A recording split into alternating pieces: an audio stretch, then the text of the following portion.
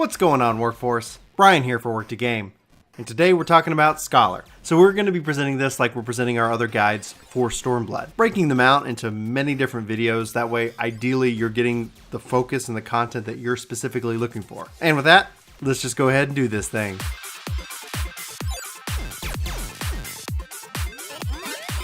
Now let's go ahead and talk about Scholar and their role in PvP. Obviously still maintaining a healer, but with all the changes in PvP, we have to talk about it as its own separate thing. With this video, we're going to just dive into the skills and talk about them. As far as the layout goes, it's all about your comfort level with the job. As a main healer in PvP, you're going to experience some differences from what you see in PvE. Namely, your fairy is not always present. You do have the ability to summon your fairy, but that is going to be at the expense of your fairy gauge in PvP.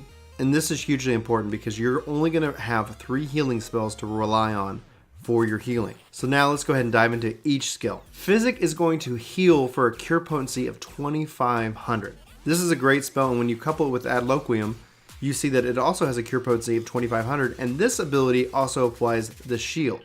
But then if you look at the MP cost, 250 to 1000, you can see that Physic is going to be your primary source for healing, much like it is in PvE. Now when you're in combat and your party is actually taking damage, this is going to increase your fairy gauge by 5.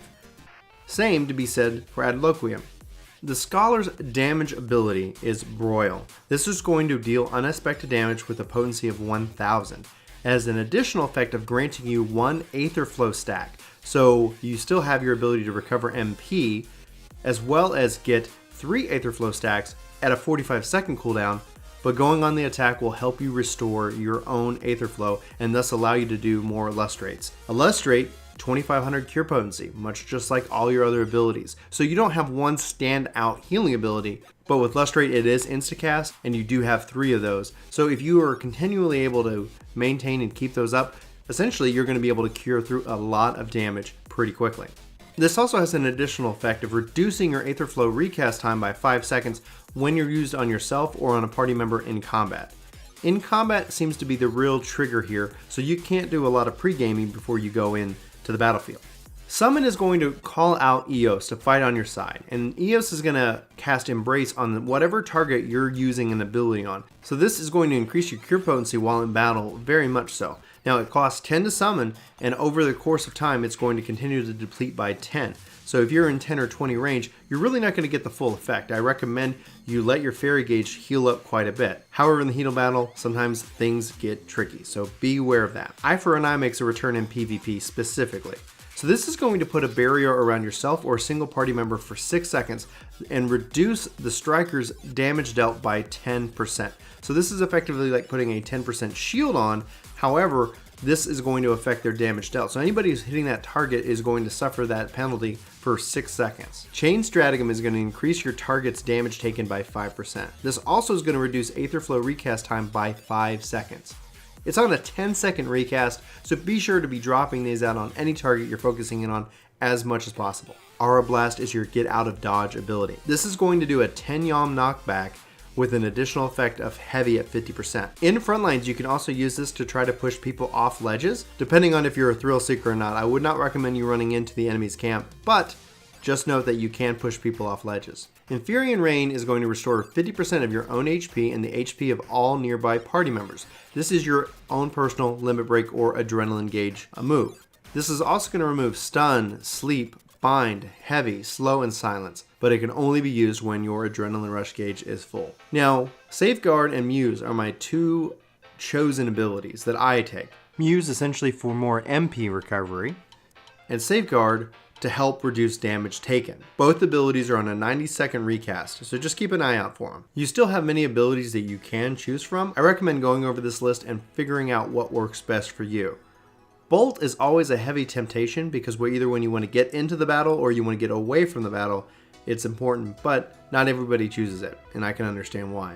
As far as traits are concerned, I have increased healing potency, increased MP regeneration, and decreased damage taken. This improves my survivability, this improves my teammates' survivability because I can heal better, and this also increases my own MP so that I don't find myself without MP and without the ability to lustrate. Scholar in PvP still acts as the tactician. The changes with Aetherflow that they made are hugely important and very exciting, but you don't have a lot of damage dealing ability. So leave that up to your damage dealers and make sure you keep them alive. There is nothing wrong with pre-shielding and pre-curing. Lustrate is your insta-cure and to get out of dodge ability. Make sure you balance it and also balance your stacks of Aetherflow appropriately. Use Eye for an Eye if somebody is getting targeted down to help reduce that incoming damage, and try to keep your fairy gauge relatively full. When in a big group combat, I recommend making sure your fairy is out just to help keep everybody up. Your fairy isn't going to auto-target any of your party members, they're only going to target the target you're targeting. So Scholar in PvP is more about healing and less about damage. This is a kind of a contradiction from the PvE perspective, where your fairy can go on auto and have its own abilities. Here it only has Embrace. This balance, I think, helps balance out Scholar in PvP, making it formidable as a healer and providing the ability to help put on a little bit more hurt as long as you're coordinated. Tactics and strategy matter. Anyway, this concludes my Scholar PvP actions and controller guide. I hope this has been helpful, I hope you find this interesting, and I hope you enjoy PvP as much as I am. My name's Brian, and this is Work to Game. Thanks so much for watching this video, and we hope to see you on our next. But until then, I hope you have a fantastic week. Take care. Hey guys, Chris here. Thanks for watching. If you'd like to see our next video, go ahead and click right there. If you'd like to see our vlog, click down below. The subscribe button should be right below me here, and you should see all of our contact information. Have a great day, and we will see you next time.